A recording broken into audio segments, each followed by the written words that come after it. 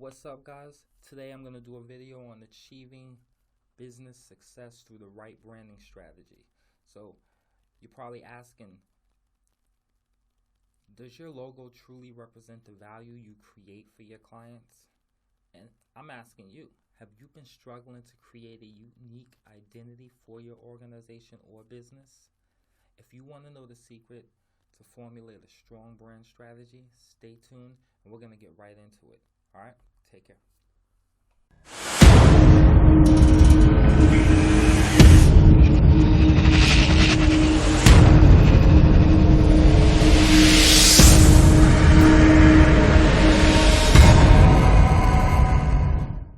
Hey, welcome back. RJ Stewart's Inspire here, owner and CEO of Pro Entity, and today we're going to talk about how to create a branding strategy for your business, how to bring some awareness to your business. All right, before we start, don't forget to like, comment, and subscribe, and check the description and the link to my blog for a free resource that's going to help you implement what you're about to learn today. Also, do not forget to join my Master Your Business Facebook group, where you'll get even more tips and strategies to scale your business beyond belief. All right, let's get into this. All right, when you think of a brand, the first thing that probably comes to your mind is like the brand on a livestock, like a cow. All right, branding of a product should be viewed as the same thing. And when you have a successful brand, it sets you apart and sets your product apart from your competition. You want your brand to be able to expand your customer base and increase your market share. And the larger your customer base and market share, the more powerful your brand will become. Now, let's talk about the factors that go into making a brand successful. And let's go even more into that, into what factors are going to keep your brand successful. And by learning some basic steps, you'll be able to put your brand on the best possible path to success. All right, you'll find that marketing and branding, they kind of go hand in hand. But a good brand will help your marketing, and strong marketing will help build your brand. I'm going to say that one more time. A good brand will help your marketing, and strong marketing will help build a strong brand. And it's up to you to do your homework to ensure that you make the right decision to help your company build a strong brand. And that's what we're going to go over today. First, I want to talk about expanding your brand. Every company has a brand. It just depends on how aware people are of it. But nevertheless, every company has a brand. Let's talk about expansion of your brand. When you have a company that has products already on the market, you have to decide if you want to expand the brand or keep it at an even level. Expanding your brand can be a very delicate decision because you don't want any harm to come to your brand by expanding too quickly. All right, let me explain that. Some companies decide to expand their brand quickly in order to benefit in the short term, while others look for long-term success. And to look at how brand expansion can weaken your brand, we're just going to take a look at some car manufacturers. At one time, the three big automakers were untouchable. Consumers will be proud to state that they've driven a Ford, Chevrolet, or Chrysler, the three big brands. However, as automakers introduced more and more models, their brands became weakened. Consumers no longer stated that they drove a Ford, a Chevrolet, or Chrysler. They said they drove an Escort, or a Cavalier, or a New Yorker. They ultimately saturated the market and weakened their brand and lessened their market share, allowing competition the opportunity to move in on their territory. Makes sense, right? Now, that is not to say that weakening your brand is a bad thing or won't allow your company to increase profits. If you're in an industry that has weak or no competition, weakening your brand through expansion will open it up to a larger market share, allowing you to increase sales and make a larger profit.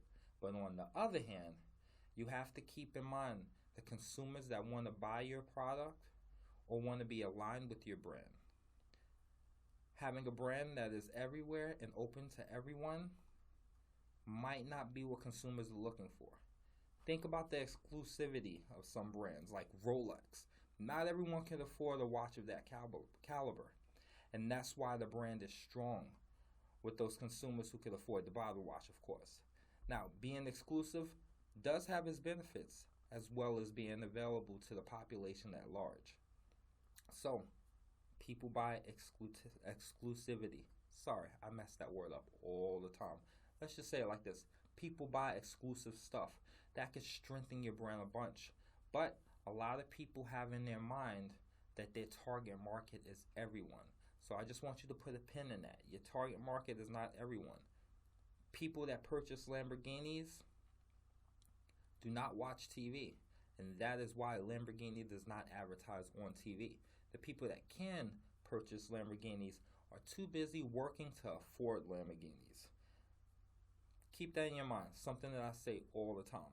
But I just want you guys to keep that in your mind. Now, let's move to the next factor to look at. All right, let's talk about contracting your brand. Having a brand that's associated with doing one or just a few things well will help you build your strong brand. Like, if you want to open a business, it's okay to sell just a few items. Or if you want to open a restaurant, focus on being great with just a few dishes. Think of the specialty stores that specialize in selling one thing or focus on one genre. Toy stores, for example, fit into this niche. Although they sell a variety of products, they're all geared to toys. Girl toys, boy toys, it doesn't matter. When you're going into a toy store, you know exactly what you're going to see and you know why you're there. This increases their brand, whether it's a well-known toy store like Toys R Us or any neighborhood toy store. When you go into a toy store, you know what you're going in there for. And the same goes for restaurants. If you open an Italian restaurant, don't include dishes that don't fit within the scope of your business. Focus on doing Italian dishes. You're in Italian restaurants. No one wants to go to Luigi's to get a hot dog, right? So focus on doing Italian dishes right. Right. I'll say it again. Focus on doing Italian dishes right. You want to perfect that. You want to do what you do well, and you want to do it to the best of your ability to establish your brand. And if you do those Italian dishes right, you'll build a well-respected brand for doing it. There's certain rules you have to follow to ensure that your brand benefits if you want to specialize or contract. First, make sure that whatever business that you want to be involved in, you keep it simple and narrow. Second, you want to keep the supply of your product full at all times. Third, and I'll go back to that, keep the supply of your product full at all times. I went to a KFC, and one day they were out of chicken. A KFC out of chicken. That's bad for branding, all right? So third, when dealing with wholesalers, you want to strike the best possible price so you'll be able to sell your product at inexpensive prices. And finally, you have to make sure that you're the best at whatever you choose to do so that you'll be a leader in the industry, all right? Which is going to give you good brand identity, all right? So I'll give you an example. Think of large companies in the world that dominate in that category while focusing on one product. Coca Cola, for example, is the worldwide leader by far when it comes to selling cola drinks. Recent studies have shown that their share of the worldwide market in the neighborhood of 70%. That's crazy. All right, let's talk about publicity. Some people say all publicity is good publicity. Not really true. Making people aware of you is great, but you don't want bad publicity. But publicity is a good thing. And if you're looking to get a new brand off the ground, perhaps the best way to go about it is generating as much publicity as you can. Advertising and publicity are not the same thing. Neither is advertising or marketing. Advertising is a form of marketing. Just a side note.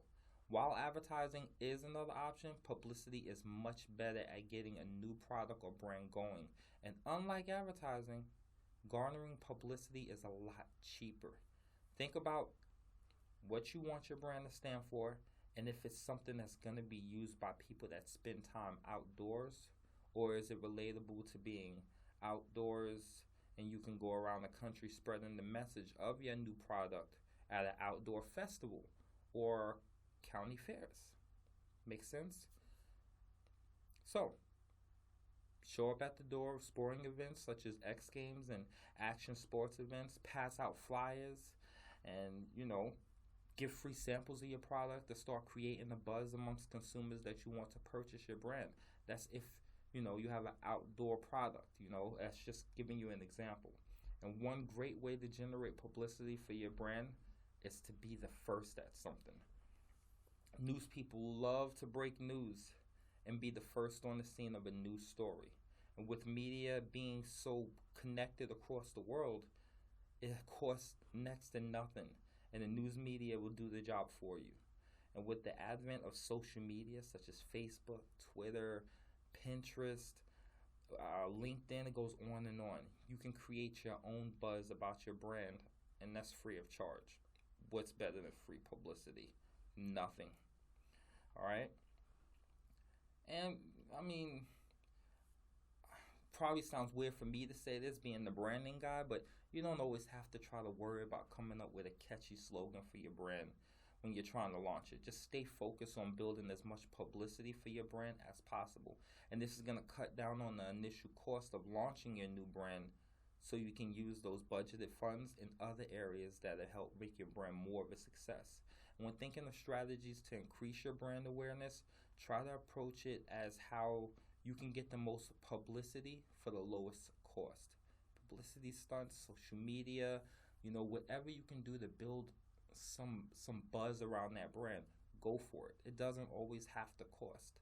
You just got to be a little bit creative with it. Now, I know this sounds weird, but I'm going to say it anyway because it's something that I feel like a lot of people aren't doing.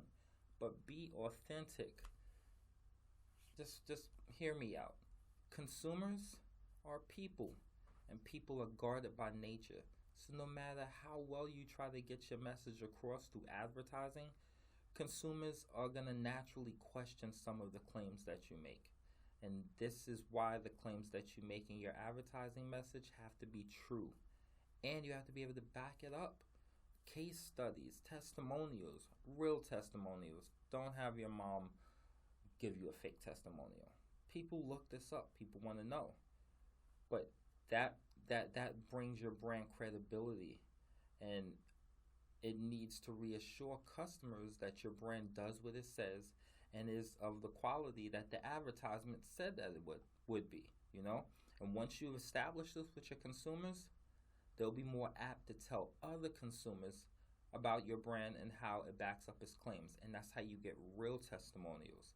And this could very well lead to your brand expanding in the marketplace, leading to higher revenues and higher profits. Remember, expanding in the marketplace is a good thing. It's not the same as expanding your brand, though, all right? Be authentic in your advertising and be able to back up what your advertisement claims that your brand can do. Thanks for joining us for today, and I hope you guys got some great value out of this. If you want more information, just click the link within the description and go to the blog. You could download the free ebook that goes more detail into this, gives you more steps, helps you more in building your brand. Remember, every blog that we do comes with a free resource that you could download and be able to learn more about the topics that I'm covering.